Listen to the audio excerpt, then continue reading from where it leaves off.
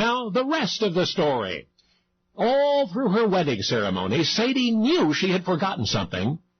After the ceremony, she remembered. She had not yet told her parents, or the boy to whom she was already engaged. Breaking her previous engagement was the easy part. Breaking the news to her parents was something else again, because Sadie knew that her mother and father would confront her with all the practical objections she did not want to hear. Ben was 33. Sadie was still a teenager.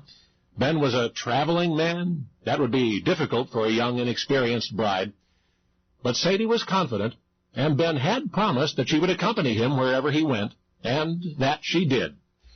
Sadie adapted quickly to Ben's traveling life, the hotels, the hard work, the late hours. During the first weeks, it was all a wonderful adventure. But as time went by, Sadie found herself contending with an unexpected adversary, jealousy. Because in each city, Sadie would answer the hotel room phone to hear a soft female voice asking for her husband.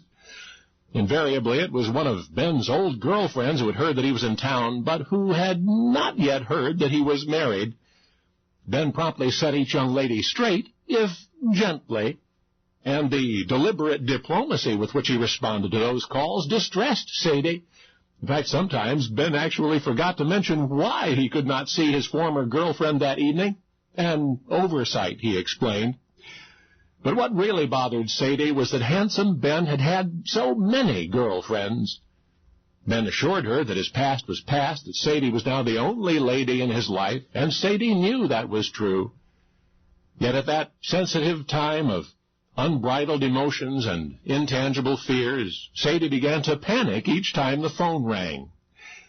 So now you know how it happened. Now you know why Sadie, frustrated and frightened after the fourth call in the fourth city, why she impulsively, angrily reached up and scratched Ben's face with her fingernails. Almost at that instant, Sadie knew it was a childish thing to do, but somehow that petulant, impulsive gesture put everything in perspective. Embarrassed by her insecurity and the silly way she had expressed it, Sadie grew up a little, and newlywed love grew into lasting love, lasting 48 years. Looking back on that all-but-forgotten episode, it is difficult to imagine any otherwise significance for Sadie or Ben, much less for the rest of us, except that Ben's traveling profession was the vaudeville stage. And that night, attempting to hide the results of Sadie's rage, Ben walked out to greet his audience, discreetly covering his cheek with his hand.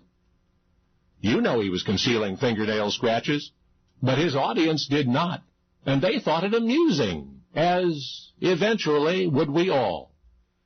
Sadie, she joined Ben's act under the name Mary Livingston, and Ben, who concealed his wife's childish gesture with a gesture all his own, would be known, would be worldwide recognized by that gesture ever after. Ben Benjamin Kubelski? That's right, Jack Benny. To this day, Impressionists evoke his image with a glance aside and a hand at the cheek, and you know why. Because now, you know the rest of the story.